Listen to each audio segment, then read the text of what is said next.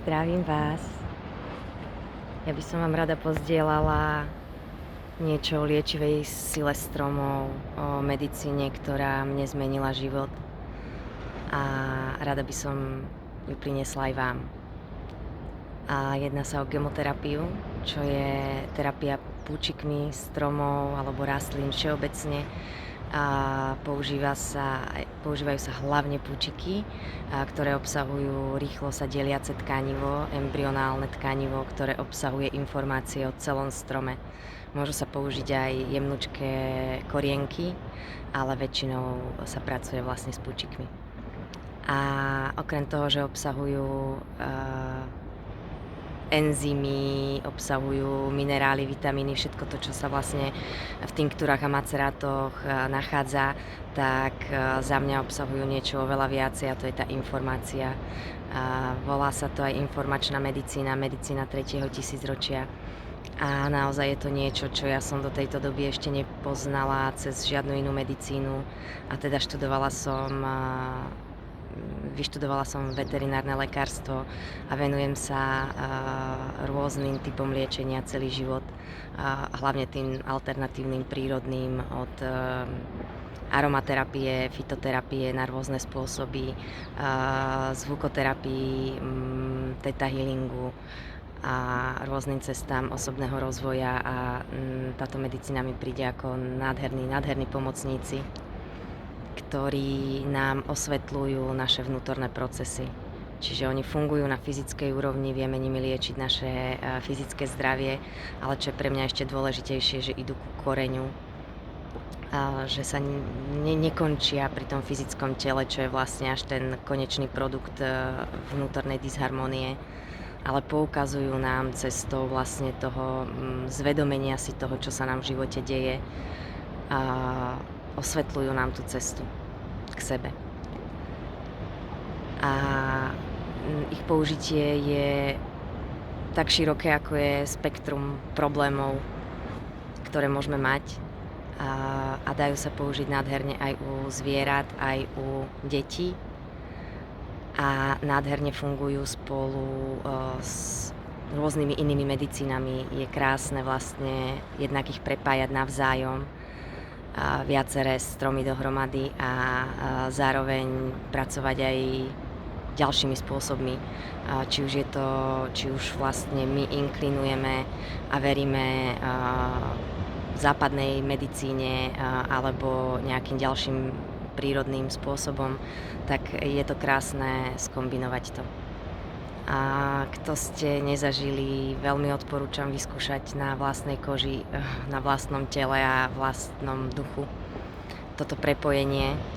A čo je pre mňa ešte veľmi dôležité, je zachovanie vlastne toho živého vedomia. Čiže ja ich zbieram z jary, keď stromy pučia. Vždy je to iba pár dní v roku, kedy sú každý strom v iný čas, v tom správnom rozpuku.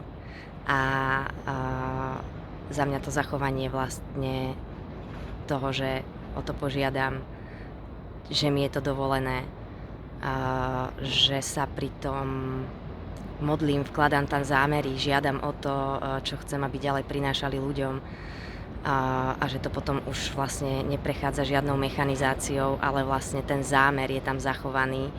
A potom tak, ako keď sa robia homeopatika, tak sa to vlastne hrkaním potencuje.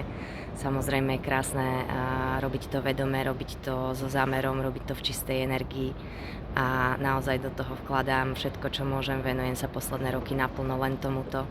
Žijem sama v lese a napájam sa na stromy, vyberám tie, ktoré mi to dovolia, ktoré cítim, šetrným spôsobom, aby som im neublížila.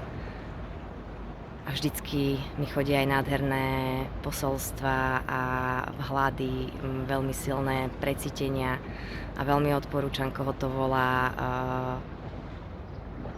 skúsiť si to urobiť aj sama. Je to za mňa nádherný zážitok, a zatiaľ, čo poznám ľudí, ktorí to vyskúšali, tak naozaj cítia tú silu toho spojenia. Je to za mňa obrovský zázrak, je to nový level medicíny, tak ako naše vedomie stúpa, tak aj my už sa nevieme zameriavať podľa mňa iba na fyzické telo. Potrebujeme ísť do toho hlbšie a toto sú za mňa nádherní sprievodcovia. Je to naozaj silná esencia, ktorú v sebe môžeme cítiť.